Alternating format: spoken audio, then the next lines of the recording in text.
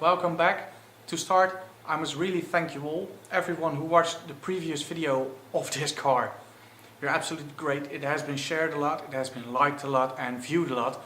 Over 6,000 already, and I did not think we were going to hit a number like that, because most of our YouTube videos are, well, around 100 maybe, some upwards of 500 to 1,000, but nothing like that. So that was just really great.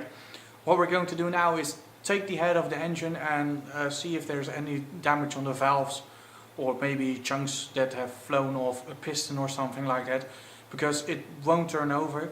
As you might have seen in the previous video, we dragged it behind the Ford Transit. The car was at that time in second gear. I engaged the clutch a couple of times with the ignition on and it didn't turn over. The only thing that happened was the wheels turned and the clutch turned, but well, the engine didn't turn on, so the clutch just sort of disintegrated itself. But we're going to take off the head and see what's wrong with that. First things first, we're going to take off the valve cover, which exposes the camshafts and stuff like that. As you can see, it is quite dirty and greasy and stuff like that, because, well, this car hasn't been cleaned since, well, we filmed the previous video. The windscreen has been shattered, the back side of the car has been shattered, there are, well, holes in the car. We really abused it. Yeah, sorry.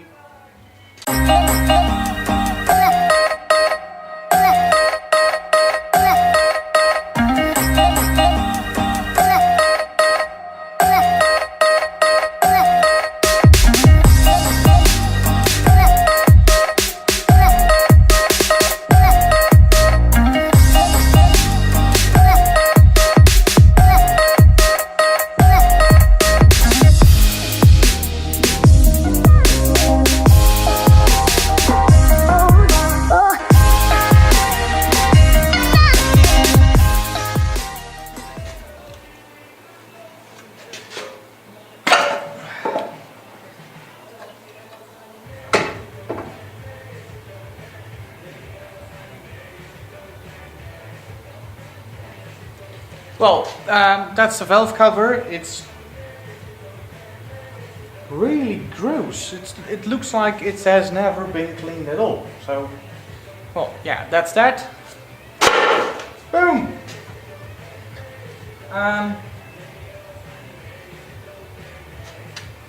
Yeah. Camshafts look okay.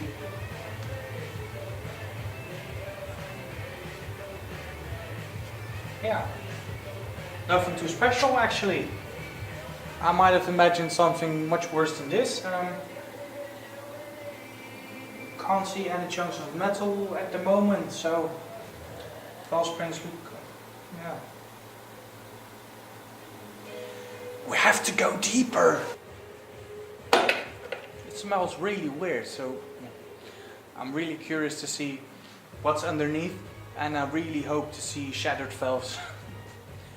We'll see.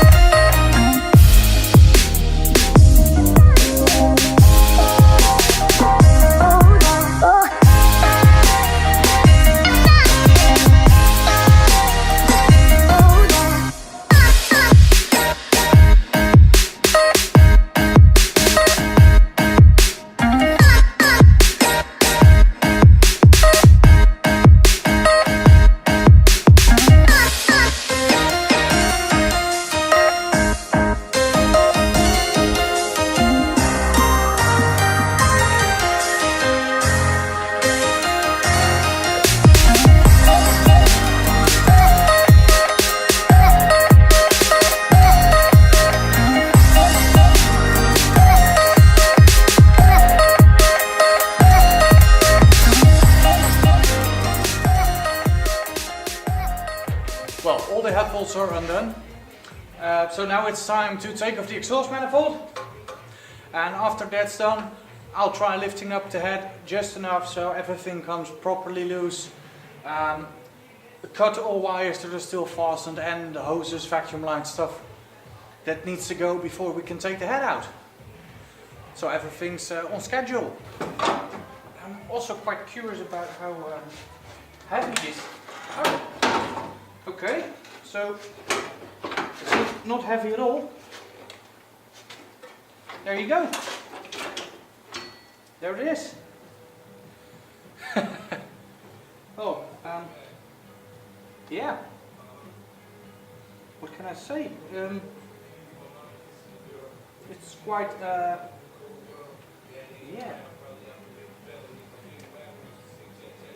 It's not as bad as I actually expected. So I'll just take this over to the workbench. I'll wash my hands, take the camera, film the block and the head itself. So yeah, see you in a bit. Whoop whoop, yeah bitches. Well, the head is finally off, and as you can see there actually was quite a lot of oil still remaining in the engine itself, and jeez, I made a mess. Look. Well, yeah.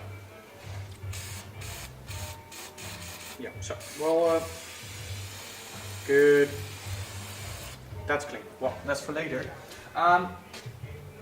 As you can see, the pistons itself just are not as damaged as I expected. Actually, it looks quite fine. I'll just get a towel and wipe most of the dirt off. I suppose that got there whilst removing the head with, yeah, well, there are leaves everywhere, so I can imagine something went in between the head and the block itself. So, here we go.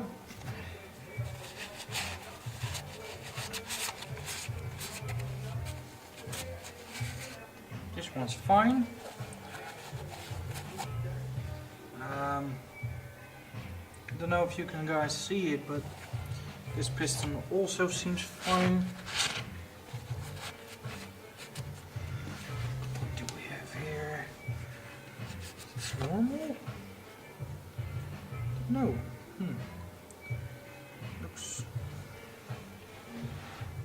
Looks weird. Can't really tell you what I'm looking at actually, because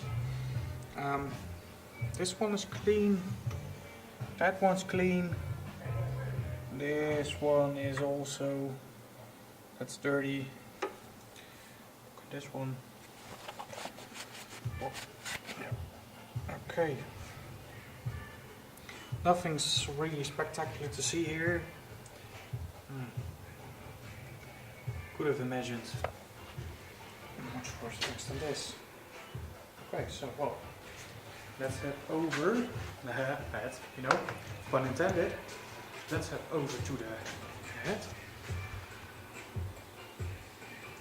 Looks quite nice actually for all the abuse it took. Focus.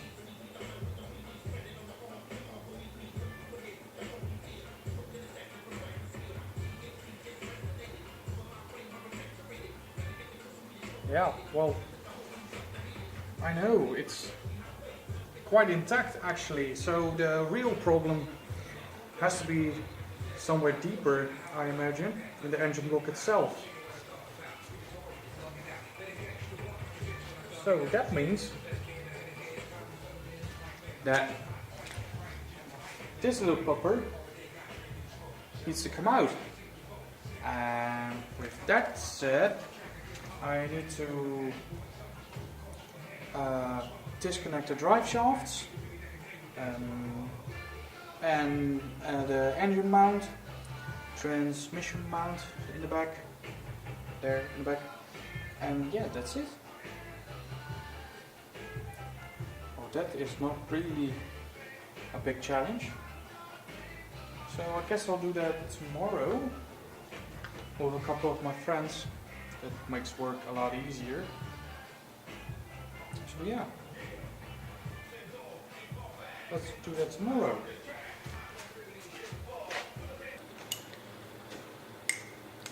Well, new day, engine block has been taken apart. We found out that the connection rod bearings were totally shot. We're missing 2 or 3. No, we're missing 3 actually. So 6 of those. On 3 cylinders, all the connection rod bearings were completely destroyed. That's what caused the knocking, and the reason they were destroyed is lack of oil. As you could see probably, if it focuses, doesn't really, but this is completely shot. There are really deep grooves in here, so this is not really usable at all anymore. And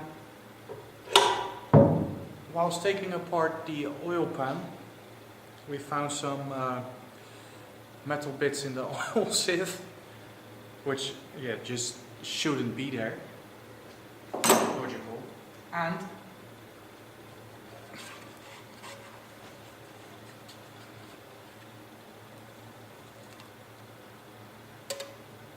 chunks and chunks of metal, even more inside. Look. Yep. Here is probably one of the missing bearings. So yeah, that's pretty logical that it made a noise like that. Whoops, almost spilled this on myself. And the clutch didn't work, and it's not so crazy that it didn't work, because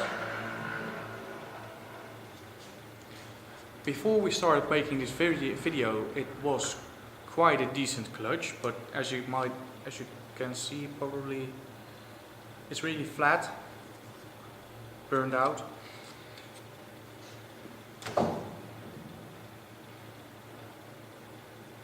So I'll just take the camera and give you a close-up.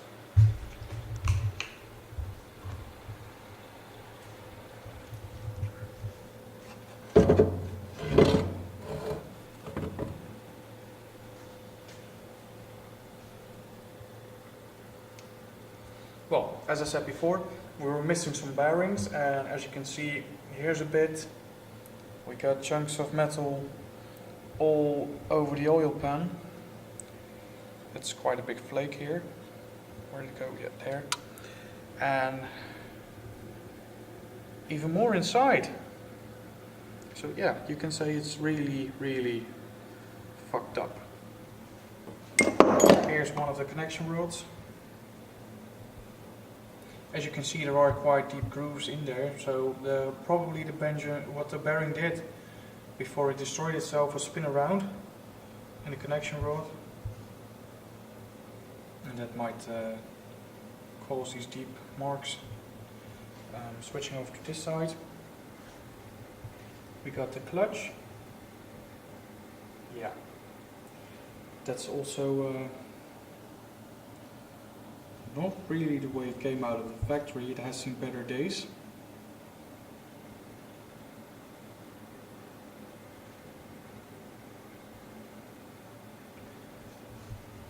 So we got lots and lots of metal here as well.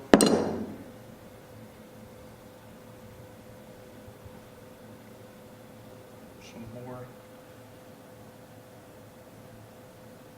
bearings. Look at this. It's missing all kinds of pieces. And here's the crankshaft itself.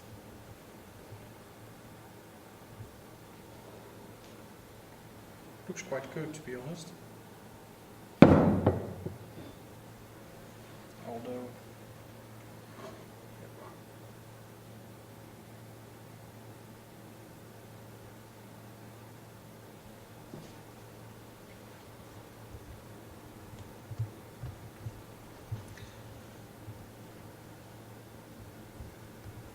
This also looks quite burned up because it was slipping so bad probably. And the engine block itself. I'll just turn this around so you can guys look inside, and the engine block itself isn't really damaged at all. So it was the bearings that failed. So the crankshaft bearings failed, and the connection rod bearings failed. The crankshaft itself is in quite good shape, so that might be usable again. Not by me, because I don't know what I'm going to do with it. Maybe make a lamp or something. I'll weld something, I don't know. See how it goes. So yeah, let's just turn around the block. Here's the engine block, and as you can see, the cylinders are in, well, decent shape. No fat scratches. No melted pistons, chunks, or valves. Looks pretty decent. And we got all cylinders out. Focus, pitch. And we got all cylinders out. Well, pistons out. And they weren't missing chunks. So, yeah. The engine is destroyed, but it isn't destroyed, well, the way I expected it to be. Well, you can say Suzuki built some pretty decent engines. They will last, even if you try to destroy them. The only thing that really got destroyed were the bearings. So yeah. If you want a car that will last, buy an old Suzuki. Really. It's practically indestructible.